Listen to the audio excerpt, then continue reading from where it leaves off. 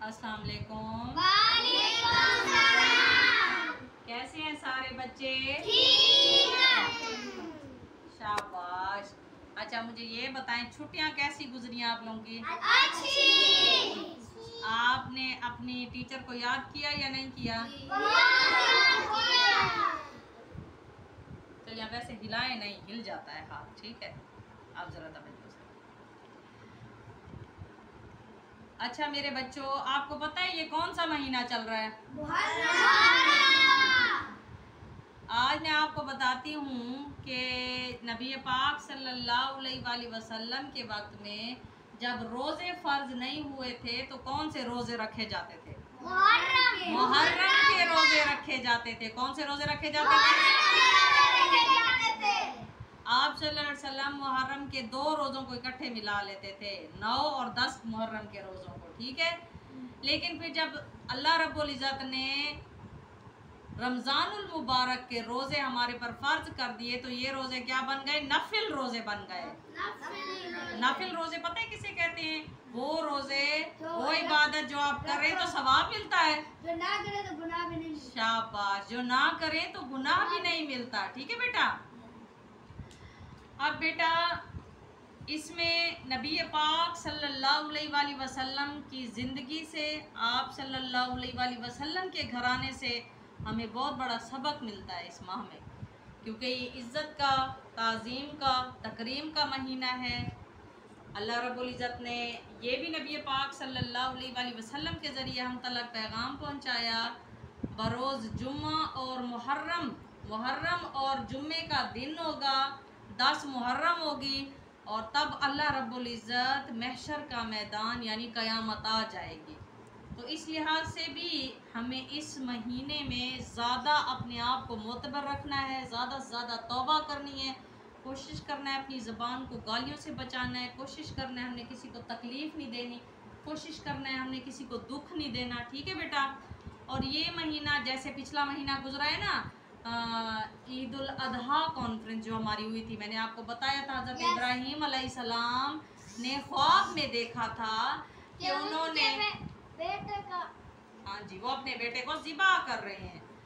तो अल्लाह रब्बुल इज़्ज़त ने उस ख्वाब की ताबीर ये की कि उनके बेटे हज़रत इस्माइल की जगह मेंढा आ गया। क्या आ गया? मेंढा। बेटा पॉज कर ले, इनको बैठने देना। लेकिन अब पिछला महीना तो गुजर गया, ईद उल अधा वाला, ठीक है, जुल्हज्जा का महीना। अब है इस्लामी नया साल। इस्लामी नया साल किस महीने से शुरू होता है? मुहर्रम से, ठीक है, मुहर्रम से शुरू होता है।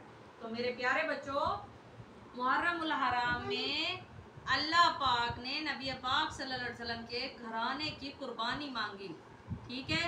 वो कुर्बानी क्या है? वो कुर्बानी ये है, आप दिल के कानों से सुनिएगा, तवज्जो से सुनिएगा। हज़रत इमाम हुसैन को और उनके साथ उनके ख़ानदान के तकरीबन 72 लोगों को धोखे के साथ बुलाया गया। कहाँ से कहाँ? कूफे बुलाया गया रमज़ानुल मुबारक में। जब वो आते हैं तो उनको करबला में हिसार, महसूर कर लिया जाता है। महसूर मतलब उनको कैद कर लिया जाता है, उनके घराने समेत। अब हज़रत हुसैन अलैहिस्सलाम यजीद को ये फरमा रहे हैं कि देखो मैं छोटे छोटे बच्चे लेकर आया हूँ, मैं तुम्हारे साथ लड़ने के लिए नहीं आया, बल्कि यहाँ के लोगों के बुलाने पर आया हूँ जो चाहते थे कि हमें जुल्म से निजात चाहिए और हम हज़रत हुसैन अलैहिस्सलाम को अपना बादशाह मानते और उनके हाथ पर बैयत करना चाहते हैं। लेकिन वो ख़त धोखे से यजीद की तरफ से हज़रत हुसैन अलैहिस्सलाम को करबला के मैदान में बुलाने के लिए दिया गया। जब बुला लिया हज़रत हुसैन अलैहिस्सलाम को तो उनकी औलाद समेत, उनके घराने समेत उन सब को करबला के मैदान में शहीद कर दिया गया। ये नामूसे रिसालत सबसे बड़ी पामालियत है कि हज़रत मोहम्मद मुस्तफ़ा सल्लल्लाहु अलैहि वसल्लम की औलाद को इस तरह से नाहक कत्ल किया गया। वो लोग जो निहत्ते थे, जिनके हाथ में कोई हथियार नहीं थे, जो जंग करने नहीं आए थे, जो छोटे छोटे, बताओ जंग के मैदान में कोई छोटे छोटे बच्चों को लेके जाता है? कोई भी नहीं लेके जाता। हज़रत हुसैन तो अपने पूरे ख़ानदान को लेकर गए हुए थे। आप जंग करने के लिए नहीं गए थे, आप प्यार और मोहब्बत और अमन व अमान का पैगाम लेकर जा रहे थे, लेकिन दुश्मनान इस्लाम ने हज़रत हुसैन अलैहिस्सलाम को कत्ल करके ये सोचा कि हम लोग फतह याब हो जाएंगे। और जब हज़रत हुसैन अलैहिस्सलाम की औलाद में से, उनके खून में से हज़रत इमाम ज़ैनुल आबदीन ने मगरिब के वक्त जब पूरा ख़ानदान हज़रत मोहम्मद मुस्तफ़ा सल्लल्लाहु अलैहि वसल्लम का शहीद हो चुका, तो मगरिब के वक्त अज़ान हुई, अल्लाहु अकबर अशहदु अल्ला इलाहा इल्लल्लाह अशहदु अल्ला इलाहा इल्लल्लाह अशहदु अन्ना मुहम्मदुर रसूलुल्लाह। तो जब मुहम्मद रसूलुल्लाह की आवाज़ आई तो इमाम ज़ैनुल आबदीन ने फरमाया, यजीद हकीकत में तेरी मौत हुई है, हकीकत में तू कत्ल हुआ है।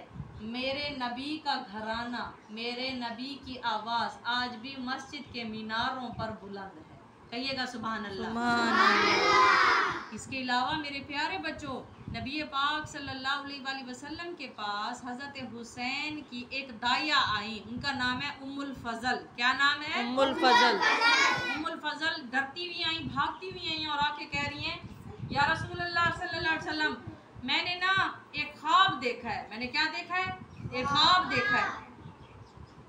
मैंने ख्वाब में देखा है कि आप सल्लल्लाहु अलैहि वसल्लम के गोश्त का एक टुकड़ा मेरी गोद में आ गया है और मैं तब की कांप रही हूँ और मैं डर रही हूँ। तो आप सल्लल्लाहु अलैहि वसल्लम ने फरमाया कि उम्मुल फजल, आपने ये बड़ा खूबसूरत ख्वाब देखा है, मेरा जिगर गोशा, मेरी औलाद आपकी गोद में सोएगा। और कुछ ही अरसे में हज़रत फ़ातिमा को हज़रत हुसैन अलैहिस्सलाम पैदा हुए और हज़रत हुसैन अलैहिस्सलाम को गोद में लेकर हज़रत उम्मुल फजल ने फरमाया, आज मेरी ख्वाब की ताबीर मुकम्मल हो गई।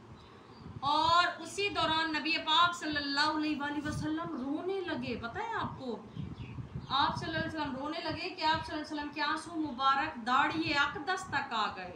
और हज़रत उम्मुल फजल घबरा गई और आके पूछने लगी कि हज़रत हुसैन और हसन आप सल्लल्लाहु अलैहि वसल्लम के सामने खेल रहे हैं और आप इतने में रो क्यों रहे हैं या रसूलुल्लाह सल्लल्लाहु अलैहि वसल्लम?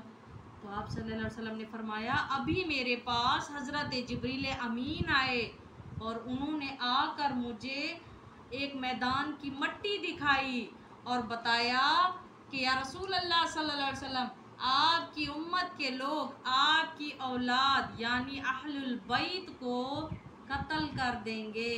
न सिर्फ कत्ल करेंगे बल्कि यहाँ से मदीना से निकाल भी देंगे, उनको जिला वतन भी कर देंगे। मैं इसी वजह से रोने लग गया। वो मट्टी कौन सी मट्टी थी, कौन बताएगा?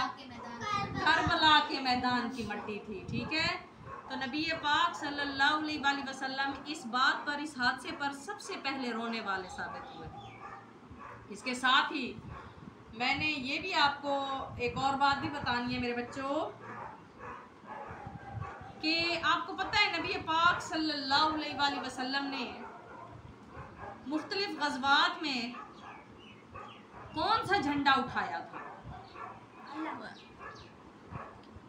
खैर मैं एक मिनट सवाल आपको तो पता है लेकिन इनसे मुझे पूछना है। नबी पाक सल्लल्लाहु अलैहि वसल्लम ने जो झंडा उठाया था उसका एक नाम था। किसी को पता है उसे क्या कहते हैं? अल्लम का मतलब है फ्लैग, इसका मतलब है झंडा, ठीक है, लेकिन उसका एक नाम था।